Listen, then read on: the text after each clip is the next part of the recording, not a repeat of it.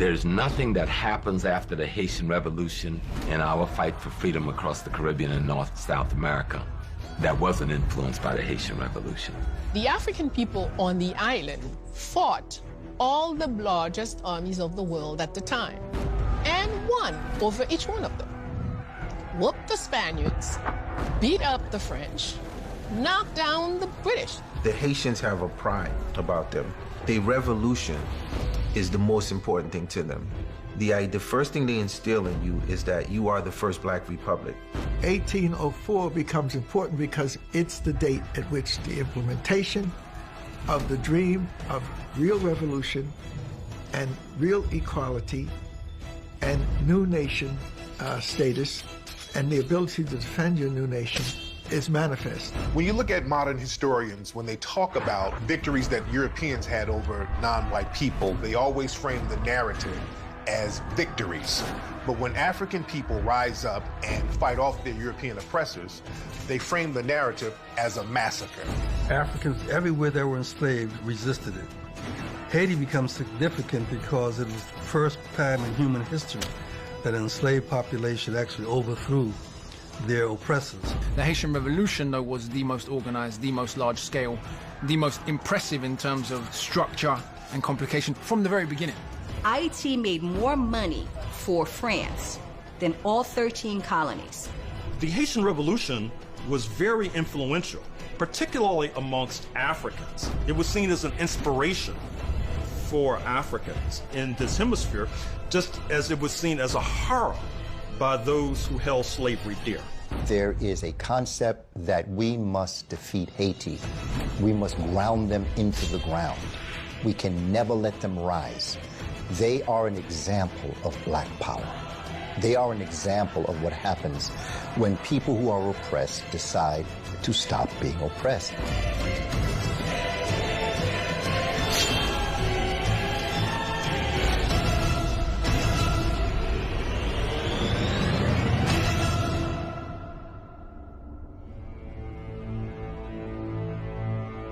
The island of Hispaniola is one of the oldest islands in the Western Hemisphere. The island is very strategic because it has a lot of natural resources, it has a lot of precious metals, and a lot of the European powers were scrambling to get control of that area.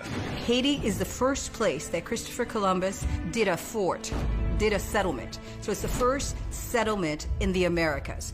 Christopher Columbus on the west coast of Africa in 1482. He's involved with Africans on the West Coast.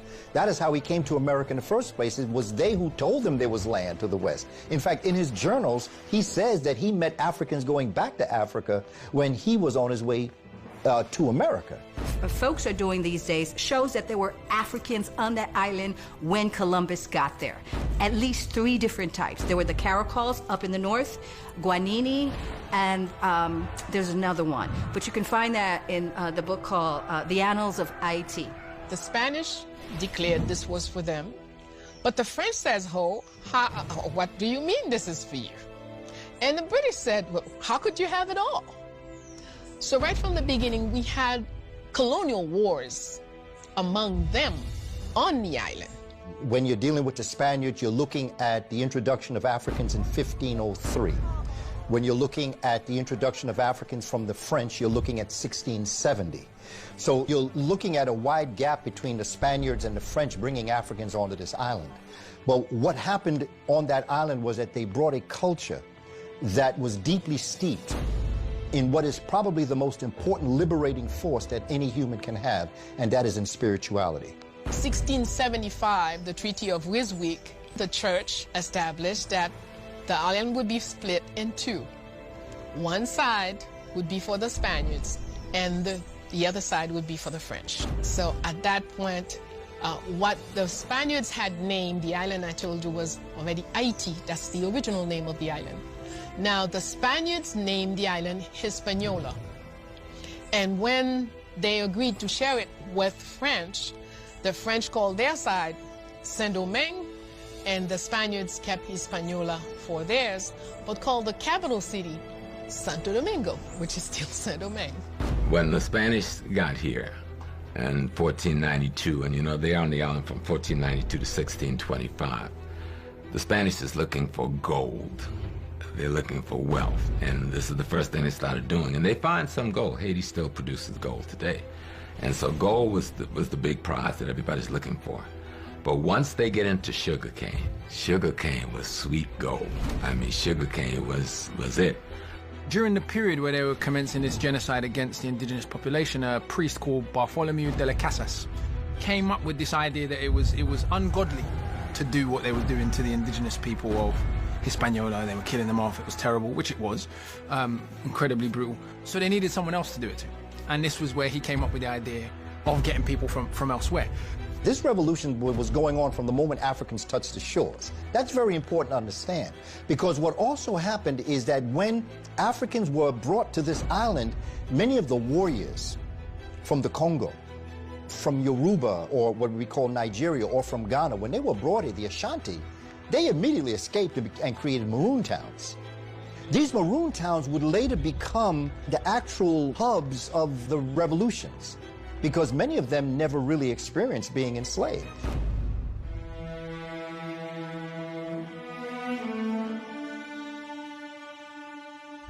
The great majority of sugar that was consumed in Europe came from that part of the world, came from that island. The coffee that went to Europe came from that island. That colony that the Spanish founded, taken by the French, eventually became the most profitable colony in the Americas, and arguably, depending on which economist you consult, the most profitable colony in the world at the time. It became the centerpiece of the transatlantic slave system. It became what gave France its supremacy over Britain in the 18th century. I mean, this island, it's impossible to overstate the economic importance of the island in the period we're talking about. It produced more profit than all of North America combined. This was a wealth that was largely borne by sugar, which was not only an item used to sweeten your tea and coffee, but it was also a marker of class. It was seen as a sign of sophistication when one used sugar. And in certain circles, it was even seen as a miracle drug of some sorts.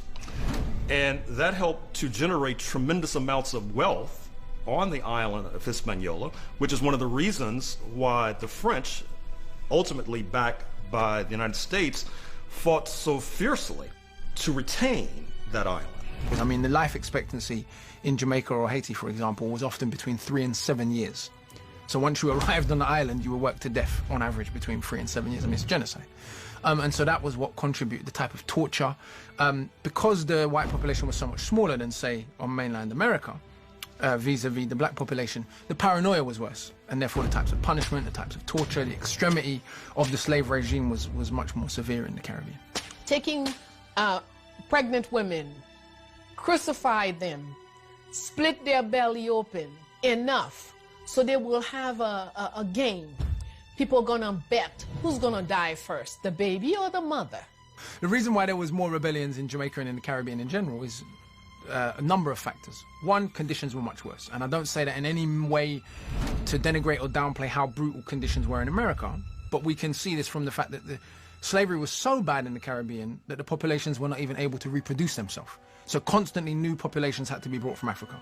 And one of the things they used to do is bury us alive on an anthill, leaving your head so that you would slowly get tortured to death by ants eating your skull.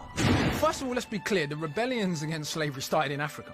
And the rebellions against slavery in Africa are probably the most under-discussed and underrepresented element of the whole history. Everyone tells you that Africans collaborated, which is true. What they don't tell you about is those Africans that rebelled. And in fact, scholars estimate now, that it has been studied thoroughly, that the rebellions in Africa alone, of which there were hundreds, prevented perhaps 1 million people from crossing the Atlantic. And one of the ways the planters kept control of Haiti was either to rape or have a child with a black woman, and then send that child to Europe to be educated, and then bring them back, and they became the overseers. But all Africans that were enslaved understood that their natural state of being human was to be free and African. Those two things always went together. In the Caribbean, because there was a concentration of sugar plantations, which was the most brutal form of slavery, worse than cotton or indigo or coffee or tobacco, it was the most labor-intensive. And also the number of Africans versus the number of Europeans was much higher in the Caribbean. And then you have, of course, terrain. So island like Jamaica, island like Haiti, very mountainous, lend themselves to guerrilla warfare. Then you have strange political coincidences. So like during the years preceding the Haitian Revolution, there was a civil war in Africa, in the Congo. So a lot of the Africans, Congolese, that ended up being Maroons in Haiti were African war veterans. They were militarily trained personnel back in Africa.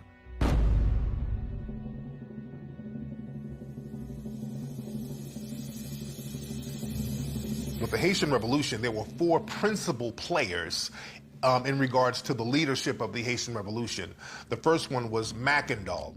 Mackandal is considered to be the precursor to the 1791 beginning, because Mackandal was an enslaved African who worked at a plantation, and then he died in 1757 or 1758, but he freed himself. Right? Some people say that, you know, he had lost one arm in a sugar mill accident.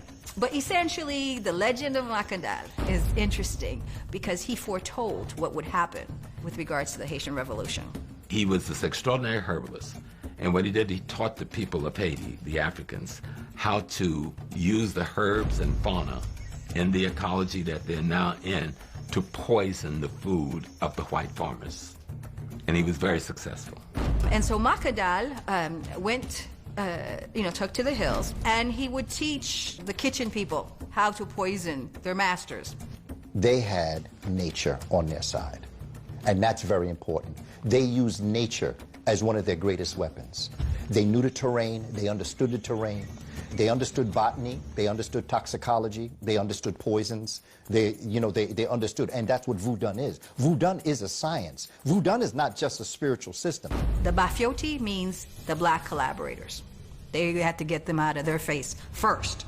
Mackandal, what he's really known, a lot of what he went after them first. Before he poisoned the European, he poisoned the black collaborators. No, they were all in the house Negroes, come on.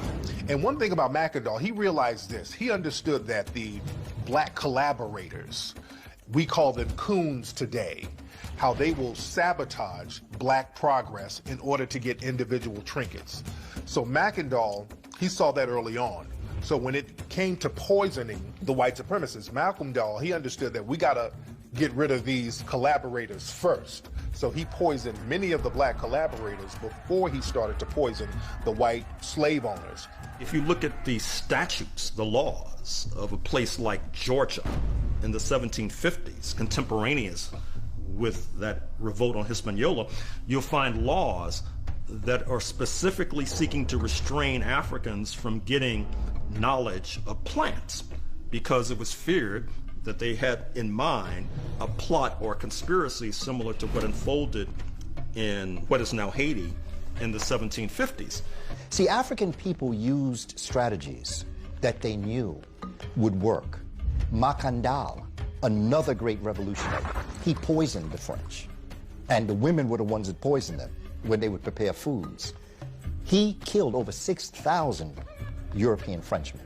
When the enslaved Africans were finished with their work, he went down to talk to them. Like, he would always go down and talk to them. And at one night, he took out 3 handkerchiefs. A yellow handkerchief, a white handkerchief, and a black handkerchief. And he said to the audience, in terms of storytelling, because that's how we give information through stories. So he took out the first handkerchief, and he said to the enslaved Africans, first handkerchief was yellow.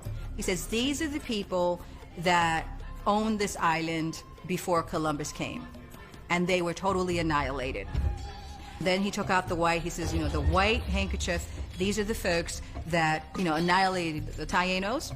And then he took out the black handkerchief, and this is the prophecy. He says, we, Africans, are going to avenge the Taino folks, and we're going to get these white folks out of Haiti. And so Mackandal used his science, and I think he was a kind of pharmacologist in modern terms, but he used his science of understanding the natural world to begin to talk about how do we take that knowledge and free ourselves.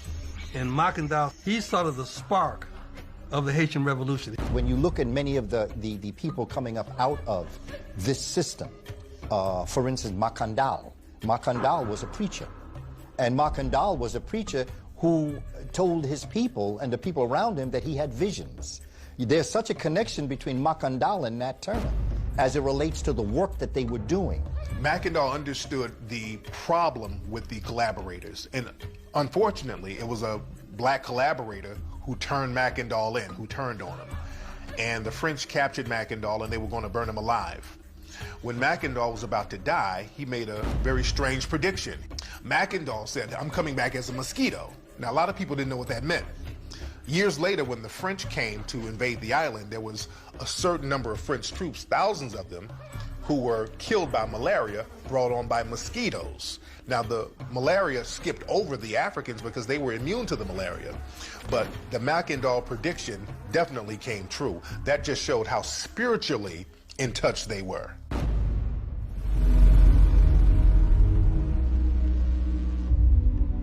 The next Haitian leader who was instrumental in the Haitian Revolution was a voodoo priest from Jamaica named Duddy Bookman.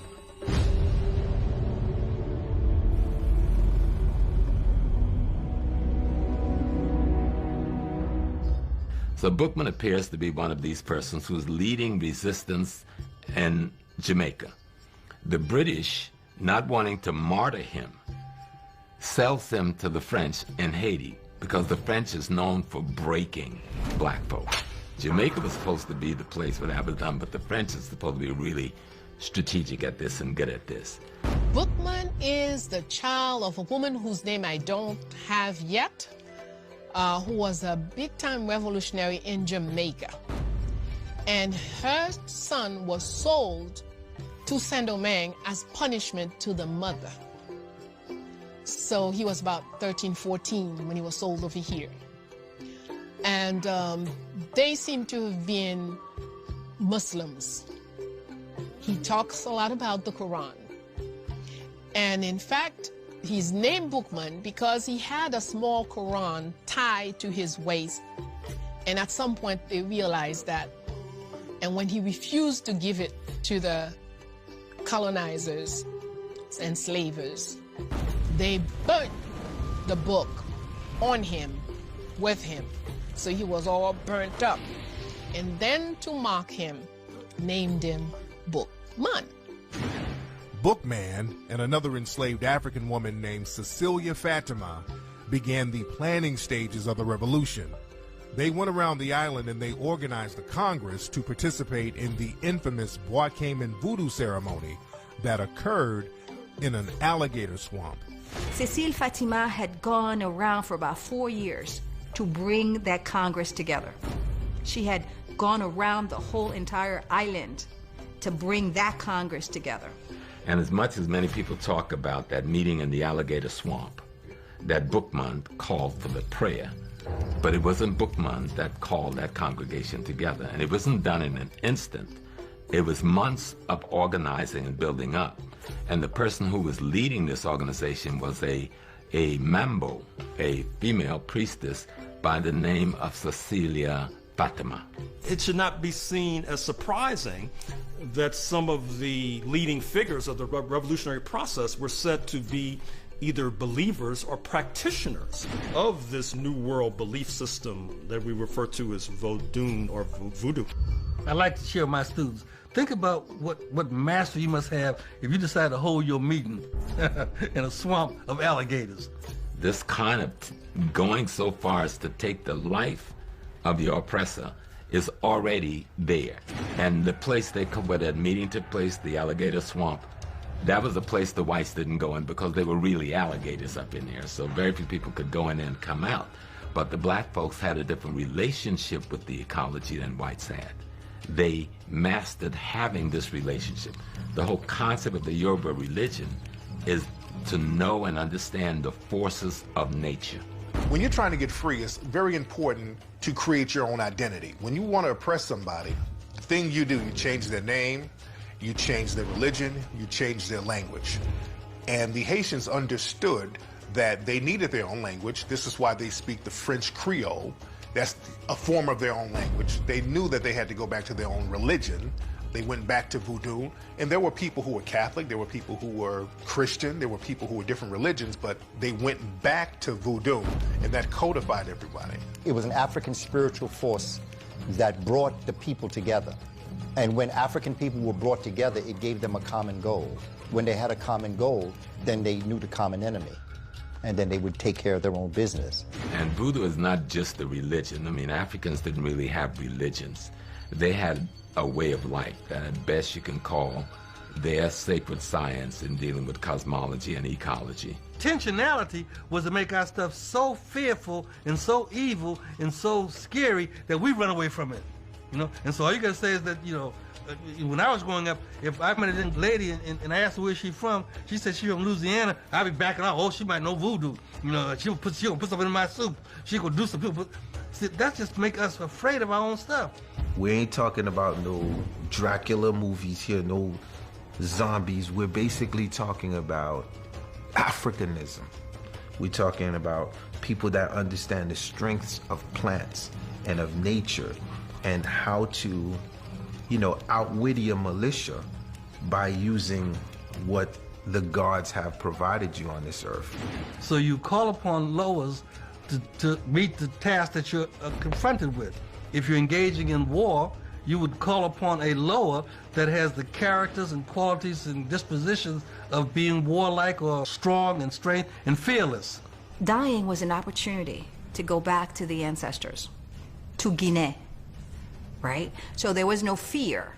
Through science and through faith and through the will of not fearing death. Most Haitians don't fear death. They don't. A lot of Haitians, they say don't fear death.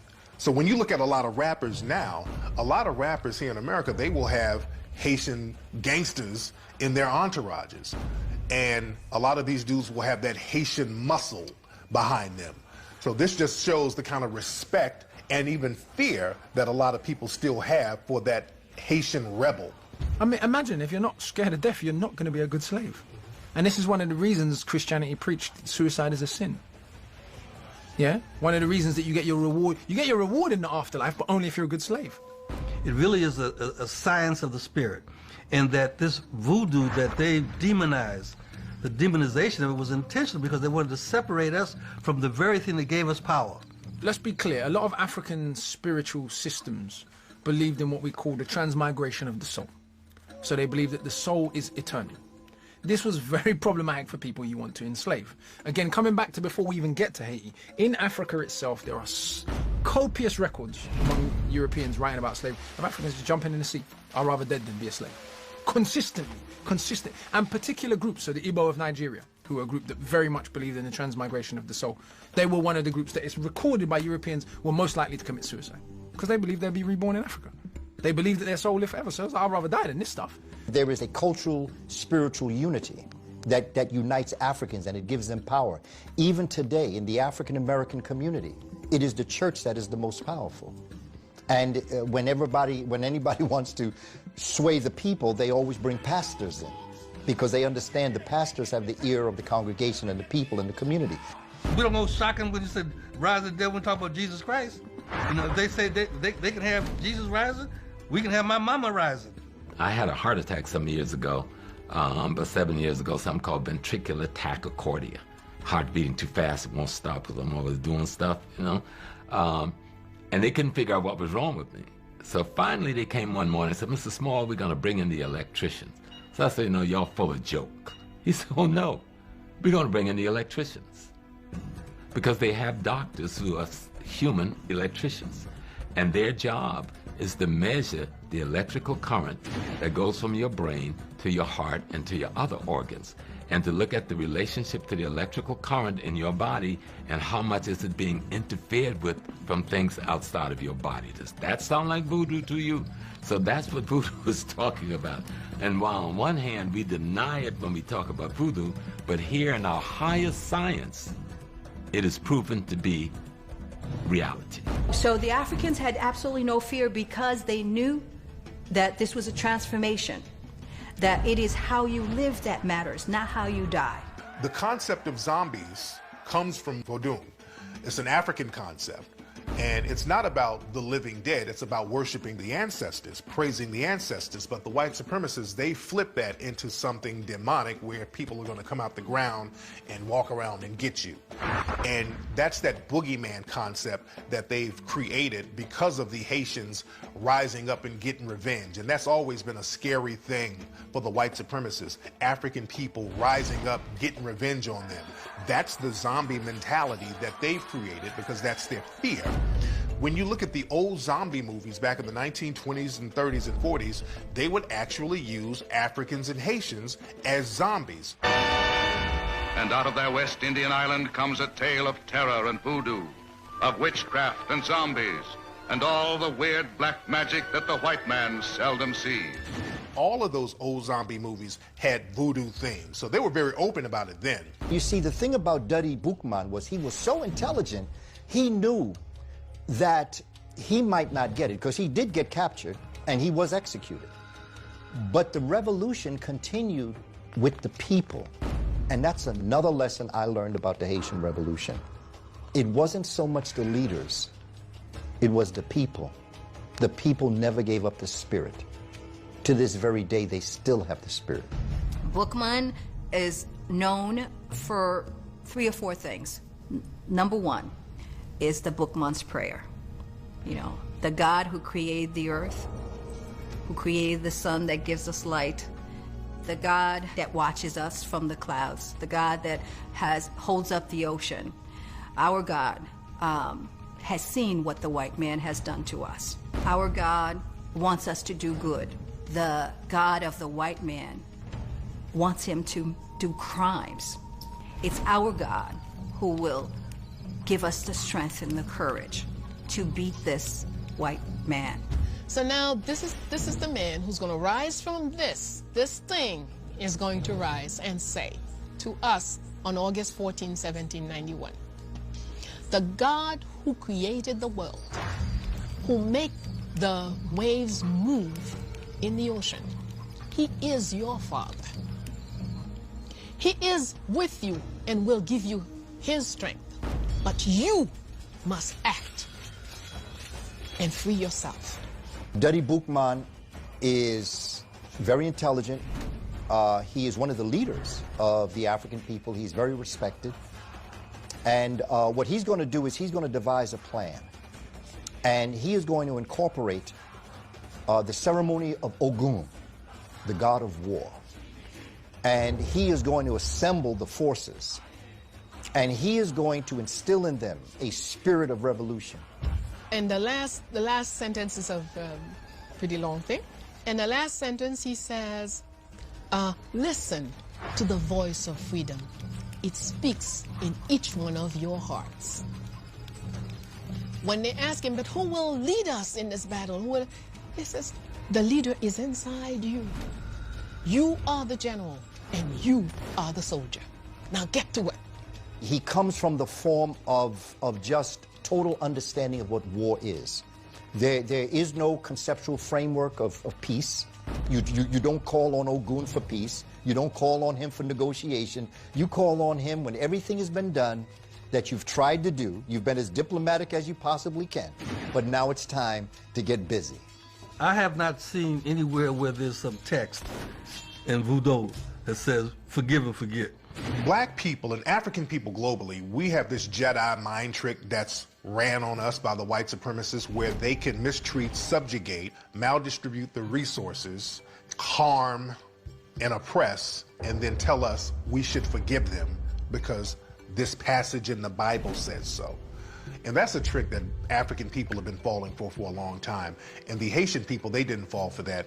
They went to their old spiritual system. They went to African spiritual systems. They went to the voodoo. And in voodoo, there is no concept of forgiveness. And that's the thing that scared the white supremacists. And we got to stop falling for their mind tricks when they harm and oppress us and then tell us to forgive them. We got to start thinking in terms of our African spiritual systems and in terms of survival. So we meet in those different places in the forest. And one question has to be debated. What can we do so our children and our grandchildren do not have to suffer what we're suffering here? And this is the night the decision was taken.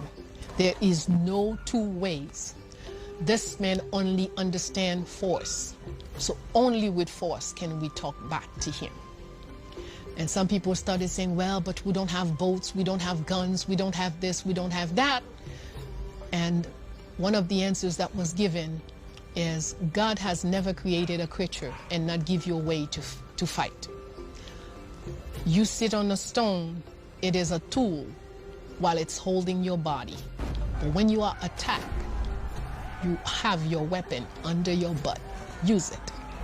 When it comes to guerrilla warfare, and this is what the Haitian Revolution is a lesson in, we have to understand how guerrilla warfare works. When you're going up against a superpower, you can't go head up.